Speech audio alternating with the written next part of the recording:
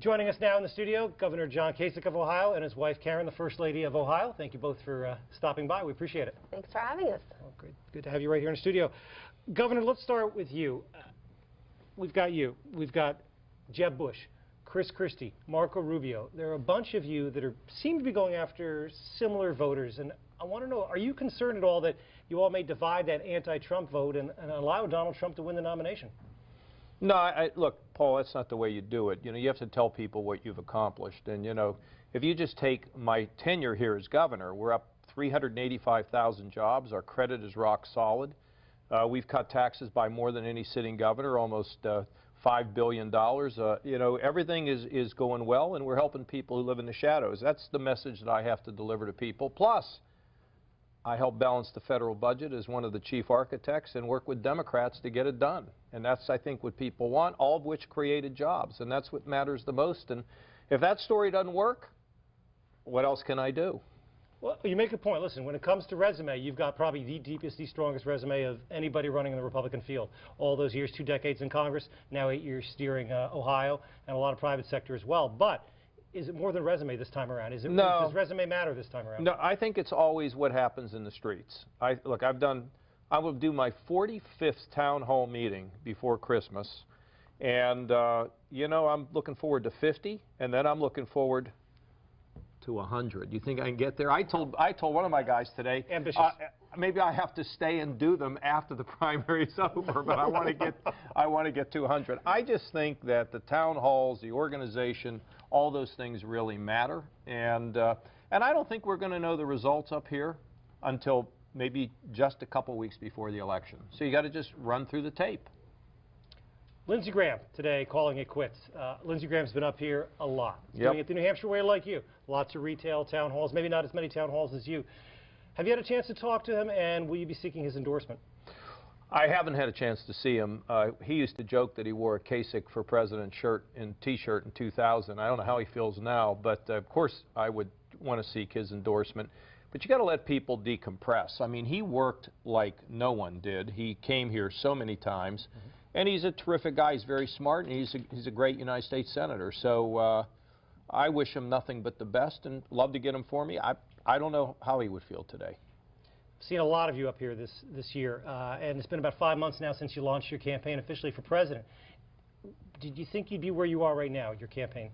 Pretty much. You know, we've got John Sununu and Tom Rath and Senator Gordon Humphrey and town hall captains, and you know, it's to the point now where if you haven't laid the groundwork, it's a little bit too late. It's pretty hard to build that. This morning we had a great event, Women for Kasich. We're building that out, and look, I'm unleashing my secret weapon, my wife and my daughters. Now they're here, so I feel pretty good. And look, I'm having a great time all over the country. But this is a real emphasis for me. And I'll tell you what a lot of people tell me, Paul. They come up to me all the time and they say, you're the one that makes, you know, has the common sense. You're the one that seems to be the rational one. I hear it all the time. You don't yell and you don't scream, and a lot of very, very kind people. But it's reoccurring. And so that's a good reason to be optimistic. Well, I want to follow up on 2 points, and we're going to get to you, Karen, in 1 second. But you mentioned yelling and screaming. At one of the earlier debates, there was some criticism that maybe you were being a little too anxious, trying to butt in a little bit, getting more time, getting more airtime. You had a much more measured performance in the most recent debate. Was there a change of strategy there? No, there was just a change in the way the debate was run. I mean, the first debate, they had it pretty well controlled. In the second debate, in 3 hours worth of debate, I got 2 questions. I mean, that's enough to drive anybody a little crazy, right? I thought the third debate was pretty strong. In the fourth debate, you know, look, you got to fight for your time. In the last debate, the way it started, I got the feeling that we were going to have an opportunity to be able to present who we are. And I feel very good about that debate, and we'll see what heads, you know, from here. In regard to my criticisms, look, I get very concerned when people say they want to ship 11.5 million people out of the country, or they say that, you know, we need to target Muslims and have databases and all these kinds of things. That is not going to help us to win a general election against Hillary Clinton. I want to win, and I also want to have policies, Paul, that can be enacted. I mean, anybody can preach, but you got to get it done, and that's been my history. good ideas, reform ideas, getting them passed, getting them accomplished, creating jobs, and really developing my expertise on national security. Donald Trump is still the front runner here and nationally. Do you think voters are going to wake up, Republican primary voters are going to wake up after January 1st and say, wait a minute? I just saw an article in one of the major newspapers in the country where they were trying to organize in Iowa, and like no one showed up to organize. It's easy to go to rallies. It's another thing to knock doors, to make phone calls. We'll see. We'll see. But I don't think he'll be the nominee. I just don't believe it. I don't get too worked up. All you guys are worked up about it. I'm just not that worked up about Donald Trump, believe me. And to your credit, you do have one of the strongest ground games here in New Hampshire on the Republican side. But let's change the conversation. I've been talking to you nonstop since March. Finally, you bring your wife up here, the First Lady of Ohio, which we're glad to see. Is this going to be a change now, or are we going to see a lot more of you here in New Hampshire, Karen? Oh, I hope to be here again, absolutely, after the holidays. And anything I can do to help John and get the message out about his experience and his ability to unite rather than divide would be welcome for me. I'd be happy to do it.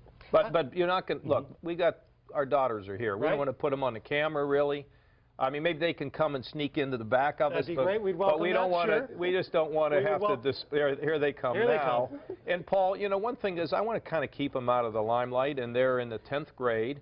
They just finished exams, and this is Emma and this is Reese, and they're twins, and they're going to turn 16 on the 16th of January in 2016. How's that for a golden birthday? But, you know, they're in school, and we have lives back in Ohio, and my wife is, you know, she's in charge of the whole, you know, the whole Kasich operation. So she'll come when she can, but her main job is to help our kids grow and do well, and they're great young ladies, and that's the future for us, right? So she'll be here when she can, but she's got a big job to do at home. Well, I'm glad you brought that up, because I've got two little girls, 2 and 5. And that's a handful. I can't imagine it's even more challenging when you get older. How is it right now with your husband spending a lot of time right here in New Hampshire? How has that been for the family? Well, I think, you know, he's a phone call away. So it's not like, you know, people say, don't you feel like you're a single parent? No, a single parent is a widow or a woman who doesn't have her husband anymore for divorce or whatever, what have you. I'm not a single parent. I've got John. He's a phone call away. He still backs me up when I have to lay down the law at home, right, girls? And so it's fine. You know, the other thing, though, admit it, sweetie. Sometimes she says, and you're home again? Well, yeah, and I should say, back on the campaign. Sometimes it's okay to have him gone, right? I mean. How's it been? You guys took over the Instagram account this trip? Yeah, and Snapchat. And Snapchat. Is that going okay so far? They're great snappers. Reese got into, I think, Snapchat. Was she there first, Emma? I don't. The two of them together, and they're big snappers. So, you know, we took it on in the campaign, and we're really digital savvy. I mean, I'm not, but they are, so I can claim it, you know, and we use all the social media that we can. And then, you know, the only thing that I have to do with them is I have to, here we go. There we go.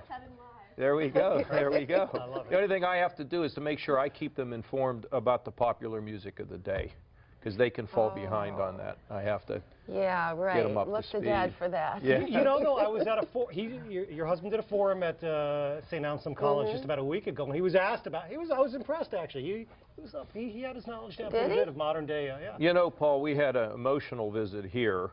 I did. Karen was on the phone because her mother went to Colby Sawyer College and graduated from there, and they actually brought out the yearbook with her mother's picture in it. And I called Karen, and the president of the university was there, who's a great guy, and his assistants, and he said, here's your picture of your mom. Boy, she was beautiful. My wife's at the other end of the phone sobbing about the memories of her mother. So I got a feeling that she's trying to push one of these kids to take a look at Colby Sawyer, and, you know, depending on how the primary goes, I'll then be weighing in. Are you guys ready for Christmas? All ready. Yeah. Perfect. I came up with a great idea. See, the problem with her is she has Christmas is Christmas, and the day after is her birthday. You got to do both. I mean, you got to be light on your feet to get all that done, and I'm pretty close. Separate packages, separate wrapping, separate gifts, unless it's a ginormous gift, and then we can consider combining. Wow. There's rules that go with this. That's a big to-do list right now. So we appreciate you all stopping by. Thank you very much. Happy holidays. I think it's the first time that the four of us have ever been on camera before. I think this is the first time. I don't And think it's live ever on happened. Instagram. And live on Instagram. Snapchat. Snapchat. Yeah. Doesn't he look good in that new suit he has there, girls? Yeah. You think your father would look good in a suit like this? No. What do you No, mean, no? okay. I would look great. What do you mean? All right. He couldn't pull off the pattern. Oh. There you go. All right. I'm going to leave it at that. Merry Christmas. I'm not going to get involved in that family. Merry Christmas. Merry Christmas to you all. Merry Thank you very Christmas. much. Thank you.